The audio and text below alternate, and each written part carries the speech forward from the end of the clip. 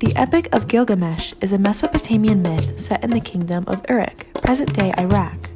The epic opens describing the wonders of Uruk's walls, which Gilgamesh constructs. He is two-thirds divine, his mother being Ninsun, a goddess, and his father, a demigod. However, Gilgamesh isn't the best guy. He kills anyone he doesn't like and takes people's wives. The people complain to Aruru, the goddess of creation, to make someone who can beat Gilgamesh. Aruru intervenes, creating a beast named Enkidu out of her spit and clay. Enkidu is annoying to hunters, so they go to Uruk for aid. To turn from beast to man, Enkidu must be tamed by sex.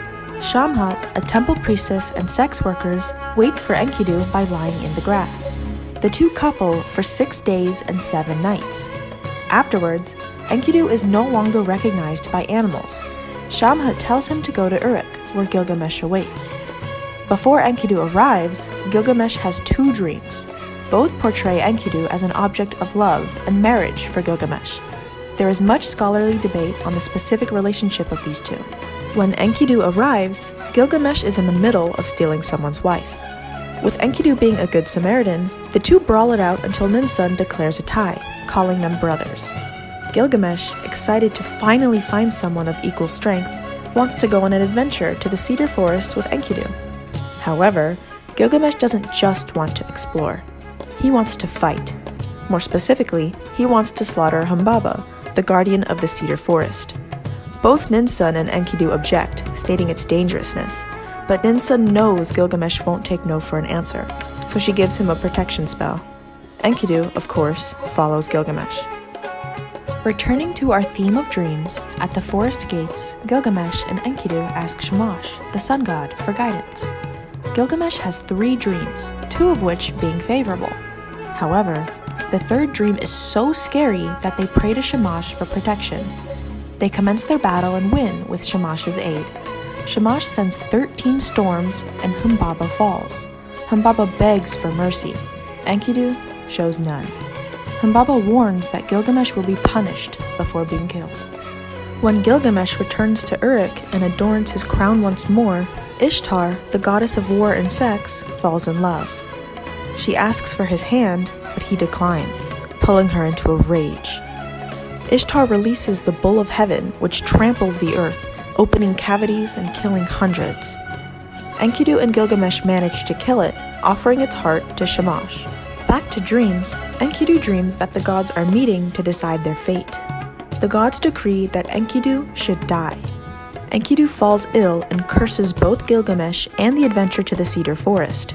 He dies in 12 days. Completely heartbroken, Gilgamesh holds Enkidu's body until he himself begins to rot. He casts off his crown and wanders naked in the wilderness for a long time, contemplating his own fear of death. He seeks immortality, and to do that, he looks for Ut-Napishtim, a human who was granted immortality after being the sole survivor, besides his wife, of the flood of Atrahasis. Gilgamesh prays to Sin, the god of the moon, for a vision of Ut-Napishtim's whereabouts. He travels to Mashu, a twin-peaked mountain.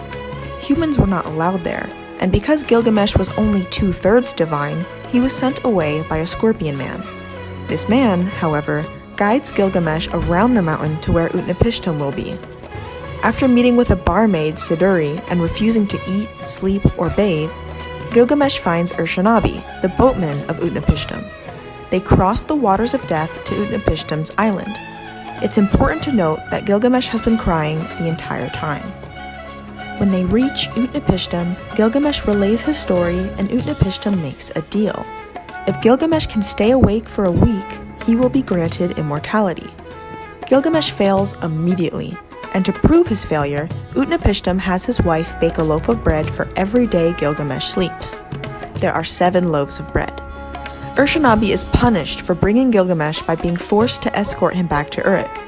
When Urshanabi and Gilgamesh return to Uruk, Urshanabi is impressed. Gilgamesh takes pride in his city. Gilgamesh bathes and dresses in his royal insignia once more, and that's where the epic ends.